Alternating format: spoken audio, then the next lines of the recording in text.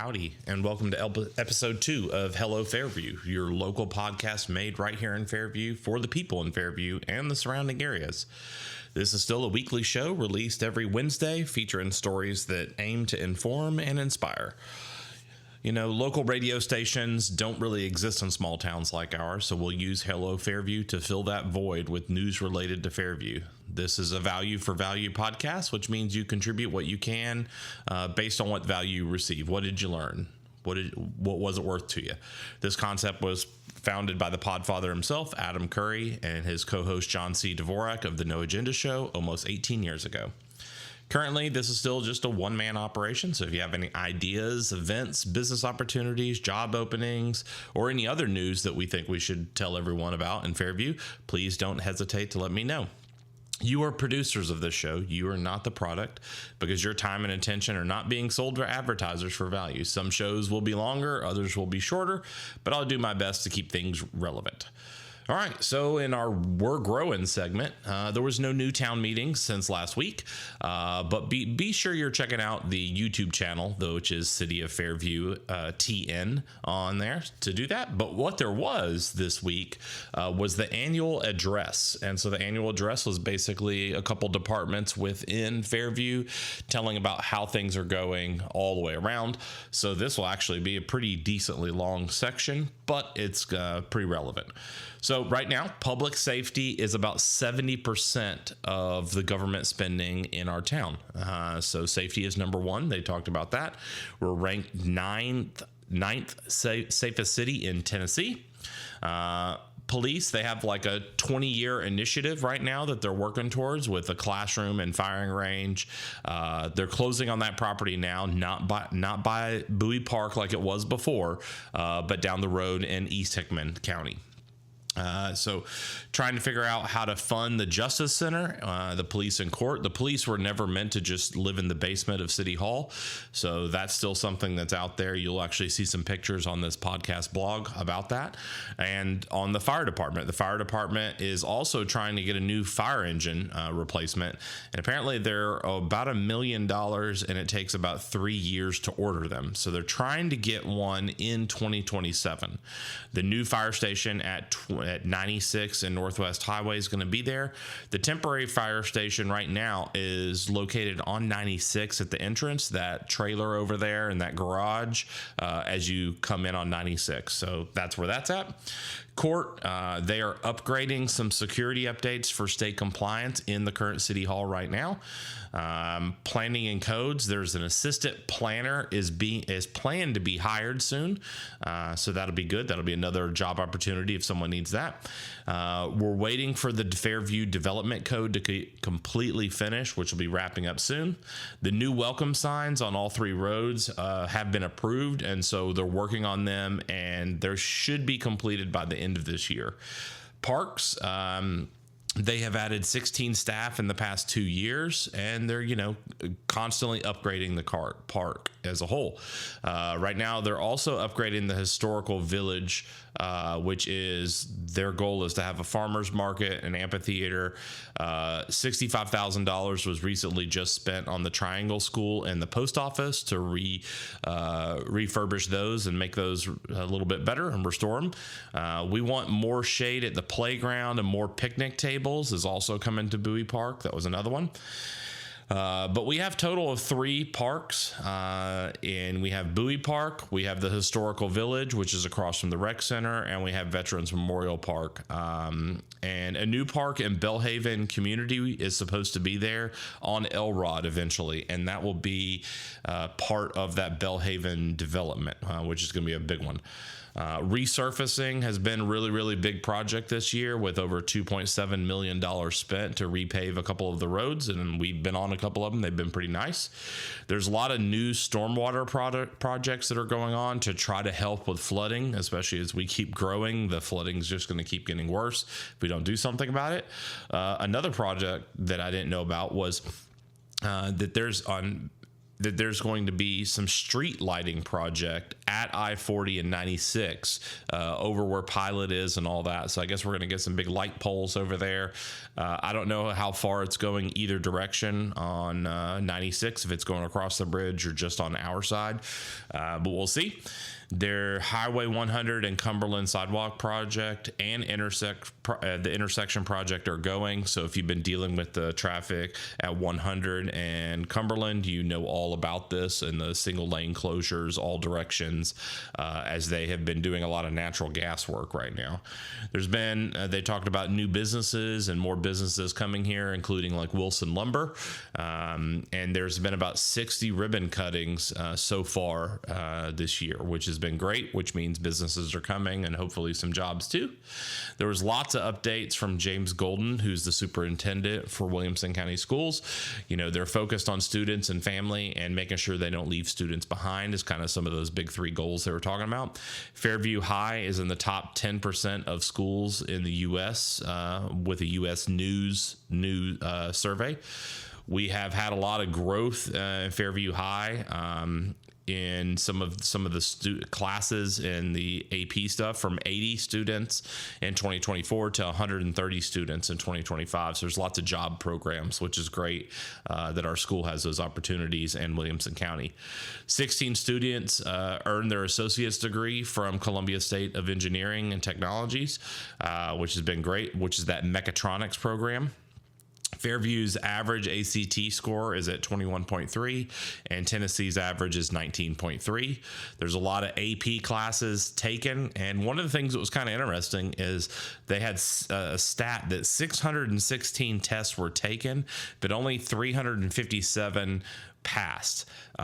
They say it's not meant to be easy, but it's been to be a good motivator for people to sign up for AP classes to go in there. I don't know if I completely agree with that, but the AP classes are definitely hard. So we talked about a lot of the job programs, and we talked also about the schools growing overall. So the capacity for Fairview Middle is 764. In 2024, we had 539 students. This year, we only had 490. So it's actually shrunk a little bit, which is kind of interesting. You wouldn't have thought that with how everything's been growing. Fairview High has a capacity of 1,042. 2024, there was 703. And 2025, there was 677. So both have actually went down, which is kind of interesting. You wouldn't have thought that with the car rider line. At Fairview Elementary, capacity is at 608. 2024, we were at 421. In 2025, we were now at 408. So it went down. And the only one that grew is Westwood. Capacity is 760.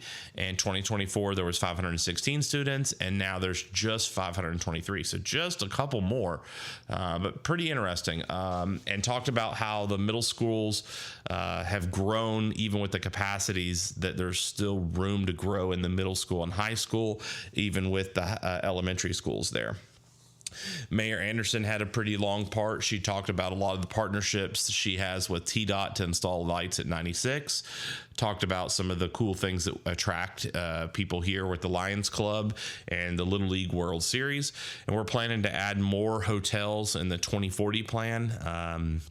Talked about some of the 2040 and the need for an economic development officer to help attract businesses. So this is another job opportunity within the city. Highlighted that Brentwood and Franklin are pretty much built out, but we're still growing, so people are looking here. And what's covered under our urban growth area, and explain that annexation is at request only. So you're not going to get annexed into Fairview City unless you ask to get annexed, is what we just heard from that. We also praise City Hall, the police force, Chief Zach Humphreys, and clarified that the police department was never meant to be in the basement, just like we talked about, and that we're waiting for a justice center and the funding for that. Talked about the new fire station, and noting that there was 3,000 homes that have been approved to be built, and mostly on that side of town. So we discussed some of the some of the reaction times and how it can take more than 5 minutes to get from the current Bowie Park fire station to that side of town, and that this would help do this. This also changes the ISO rating by having another town hall or another fire hall on that side of town, which could help keep insurance rates low for the city and also property owners. Talked about Bowie Park and how it has 5 lakes, the new playground, and that we're getting about 20 to 30,000 visitors per month. Highlighted that Nature Fest went great. There was about 12 to 15,000 attendees, 90 vendors. Mentioned the Shop with a Cop fundraiser, which I'd heard about, but a little bit more details, that this helps buy clothes and other school essentials for Fairview children here, which is great. Emphasized Fairview's appreciation for veterans with the Veterans Day celebration at the high school, which I've been to a couple times. They do an amazing job, and talked about the table ceremony of the POW MIA soldier, which is a really cool thing to learn about and a great thing to respect as a country. And the tradition of handing out challenge coins during the 4th of July celebration on the stage. She shared also how her kids and other children's are really benefited by the capstone program, which I had not heard before. We also talked about some stormwater stuff and Horn Tavern, including the pump station, which apparently cost Dixon Water about $9 million to move and go through that. She also talked about Laze Star, Laze Star, coming to Fairview and how that was going, and she was able to convince him to come to Fairview over Hickman County because we're kind of 30 minutes away from everything, and that happened because she went to a water board meeting just to learn about what water board things were going on.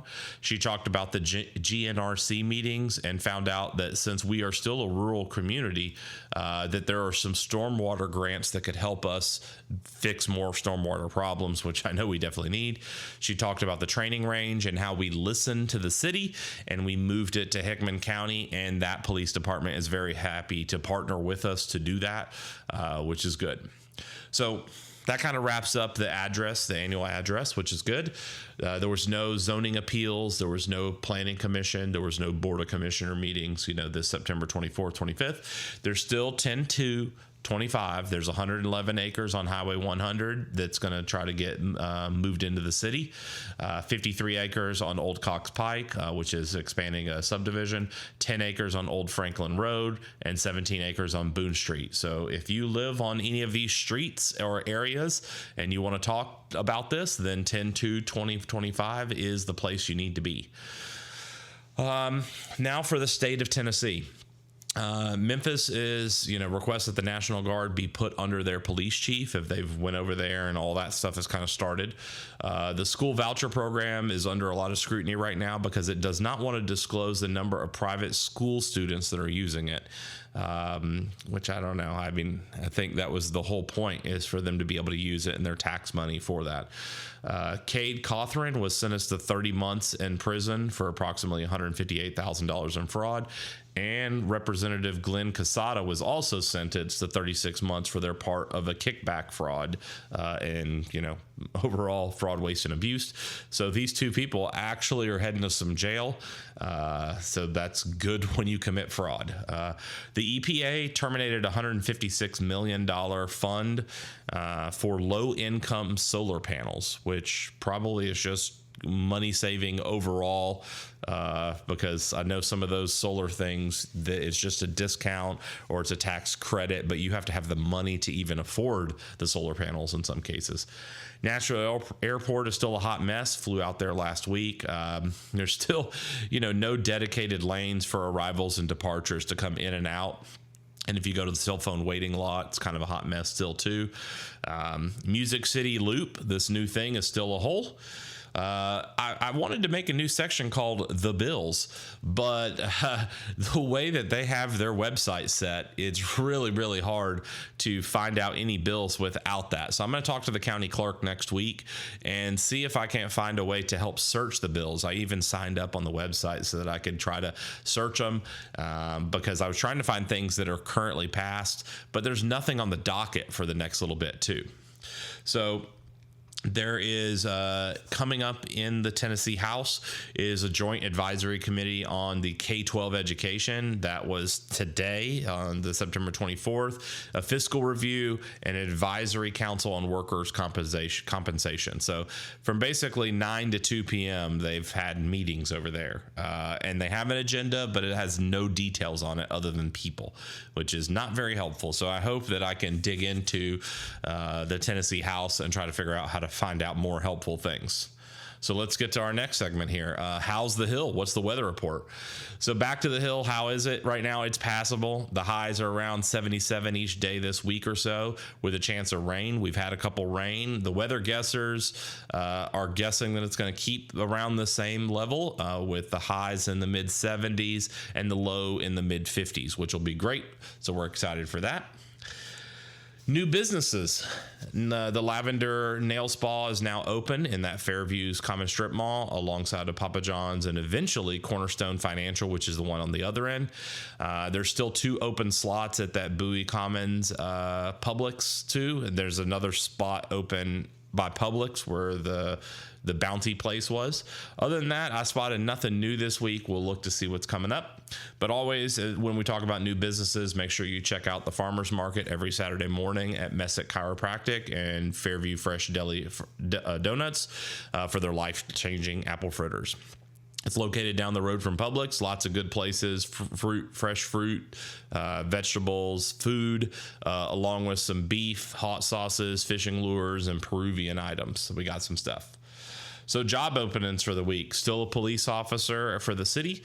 Walmart still has a couple. Jingo Market still has a cashier. And just like we talked about, the city's going to have some new economic development officer and a couple other positions over there. So if you have any other job postings, make sure and just fill out the contact form on the website, and we will make sure and mention those from there. So our history nugget for the week here, while Fairview may have not had the most extensive history of footprint near Franklin, it boasts its own unique heritage. A central landmark preserving the history of the historical village situated at the intersection of 100 and Deer Ridge Road. The village centerpiece is the Triangle School, a 3-room educational facility built in 1938 and opened in 1939. It serves students grade 1 through 8, functional as a community hub. During World War II, it also operated as a cannery. This site also includes the original 1858 Jingo post office box and the Boone Street Medical Clinic. So when you hear about the historical village, it's talking about those 3 buildings right across from the rec center. Upcoming events. Well, Nature Fest was last weekend, and it went great. The weather was nice. It was kind of hot, and it seemed to be well attended like normal, just like the annual address at around 12 to 15,000 people came through, which is great. Next things coming up, we've got just down the holler from us is the Banana Pudding Festival, October 4th and 5th at the Ag Pavilion in Centerville. Really, really cool thing to go do, and it's a fun place, lots of vendors, lots of cool things to get there. In one city, we have Fall Fun Day, which is October 11th at 10 to 1 p.m. This is also apparently Mayor Anderson's 60th birthday, too. But this Fall Fun Day will have a touch truck, food trucks, and some games for your kids to get to hang out. So come on down and play over there. October 25th at 4 to 6 p.m. at Bowie is Trunk or Treat, so definitely head that out. Movie in the Park is right after that on October 5th at 6 p.m. I haven't seen what movie it is yet, but we'll see. And then as we get closer to Christmas, we have the tree lighting on December 5th at 5 p.m., the Christmas Parade December 6th at 10 a.m., and so that'll be good. That'll march right down 100. So if you're anywhere around 10 to 12 or even 1 o'clock on December 6th, just get to the parade and park, but the city's going to get locked down. So our normal meetings when it comes to schedules, October 2nd is that public hearing for a couple of those things. And October 2nd and 16th is our Board of Commissioners meetings at 7 p.m. The Planning Commission is October 14th at 7 p.m. Parks and Landscape Board is on October 6th at 7 p.m. The BOC Town Hall, which is your chance to speak, is October 30th at 7 p.m. And Around the Town Coffee is October 8th at 8:30. Location is still TBD on there. So those are all our normal meetings. And as always, if you text FV alerts to 888-777 to subscribe, you'll get some alerts around Fairview. For the kids, there's still a lot of things for your kids to do around here, from scout programs for boys and girls. There's a lot of recreation and travel teams, especially in all sports. There's Lala's Dance Studio, Elevate Gymnastics and Cheer. There's the excellent Taekwondo and Jiu-Jitsu school that teaches a lot more than just moves, called Vigilance Martial Arts. There's also a great wrestling program with a lot of summer options too, if you're looking for that, and that goes all the way down to like 4 and 5 year olds. It's really cool to see those kids. So school news. Hawks and Tigers, we need your help to write this weekly note, because we don't have kids in there anymore, but what we are doing is looking at those calendars. So if you got any insights, just like we have for Falcon and jacket news, you just let us know. Hawk Walk for Fairview Elementary is on October 3rd. This is definitely one of our favorite memories for both of our kids. It's really, really fun, especially with the new track, makes it easy. Picture Day is on September 25th. So if you've already listened to this, you may have already missed it. We talked about that last week. And the Track or Treat is on October 16th at Fairview Elementary. The only thing we could find for Westwood is that their Picture Day is on September 30th. So you've got time to get your kids' hair situated. All right, Falcon news. 4-H is getting started with its parent meeting on October 30th or 13th. Mr. Rayburn is the teacher of the week, who teaches 6th grade social studies.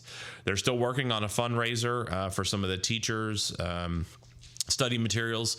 They're at 50% of their goal, like 3,000 out of 6,000. The Glow Dance is scheduled to be October 17th at 2025. You can save money by buying your tickets in advance. On September 22nd, the volleyball teams were at Woodland, while the tennis teams participated in the WMAA playoffs, along with the football teams at William James. September 23rd, the girls soccer continued with the tennis team at Grassland, and another playoffs for the WMAA playoffs again. September 24th, the volleyball team is at Legacy, and the tennis team is wrapping up the WMAA championship. And tomorrow, September 24th, the football team will be at Sunset, and there's also the 8th grade night during that, along with the cross country sectional at Buckner Park out in Dixon. Then on September 26th, the volleyball team will be at Spring Station. September 30th is school photos, just like Westwood. Parent-teacher conferences are definitely out there, so if you need one, get on the list. Girls basketball tryouts are October 3rd. And there's still some ad sales for the Addams Family play right now. So there's a couple links we'll have in the show notes. And then on the jacket news, the football team will be at Sycamore September 26th. And if you watch WCS TV, you can watch that live. The homecoming dance is this Saturday, October 27th. So get your tickets early and save money. The new homecoming shirts are out, so if you want one, it's there. The annual pumpkin patch will start on September 27th through October 31st, which will be at the Apex Bank, 9 a.m. to 9 p.m. each day. This will help fund the FHS Athletic Committee and for upcoming activities. Graceworks is hosting a food drive between September 8th and 25th.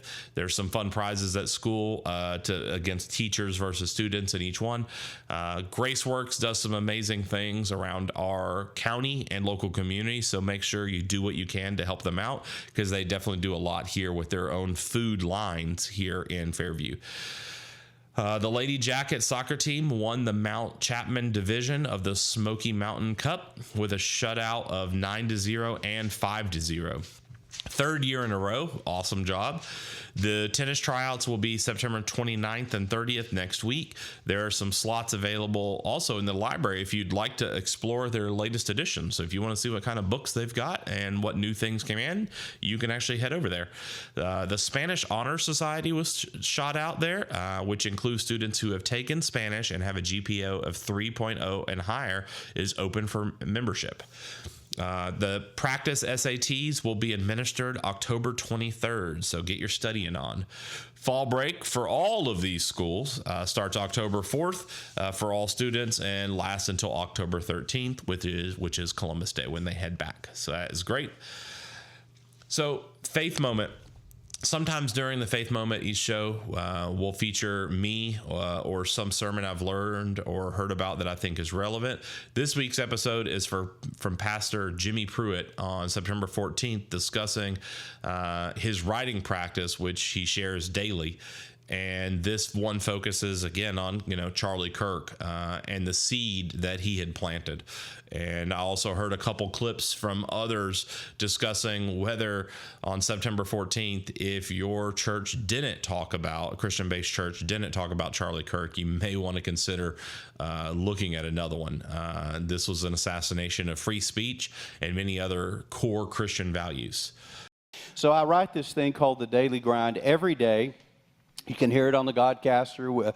We have it on there recorded, but it's always on social media platforms. But I want to read the one that I wrote yesterday, and it's called "A Seed Planted, a Harvest Realized." Interesting enough, I didn't plan to write on this. I got up and I just started free writing, and this literally just poured out of me. So I want to share it with you, and it says this. I don't remember a time when the violent death of a public figure so rocked me to my core as what we experienced this week in the evil and public assassination of Charlie Kirk. Charlie was one of us. He stood for what we stand for and articulated it as concisely and clearly as anyone I've ever known. He stood for the gospel of Jesus Christ. He stood for his family and for all families. And he stood for his country and a return to the biblical values that made America great. Charlie not only impacted the younger generation through his lively, respectful, and intelligent discourse and debate, but he also impacted me and my generation. Could somebody say amen? He showed me what is possible when you are focused, resolute, and committed to Jesus. I have remarked, when I grow up, I want to be like Charlie Kirk. It was not a joke. It was a bar this young patriot raised for all generations to aspire to. Charlie became a grain of wheat that fell into the earth and died. Jesus said, "But if it dies, it bears much fruit." I believe thousands of Charlie Kirks will be raised up in the wake of this tragedy. A harvest is coming. May we turn our grief and mourning into definitive and righteous action and continue to pray, stand, and engage. The scripture that I use for this is John 12:24. Jesus was talking about himself, that he was actually headed to die. He was headed to the cross, and he was letting them know. And he says this to them, "Truly, truly, I say to you, unless a grain of wheat falls into the earth and dies, it remains alone. But if it dies, it bears much fruit." And God's people said, Amen. I saw this is from Engaged Politics. This is something that was posted. Charlie Kirk was murdered today, and instead of burning buildings, rioting, or throwing rocks at cars, the right is posting scripture, prayers, worship songs, and praying for peace and healing. The left is gloating and mocking. We are not the same.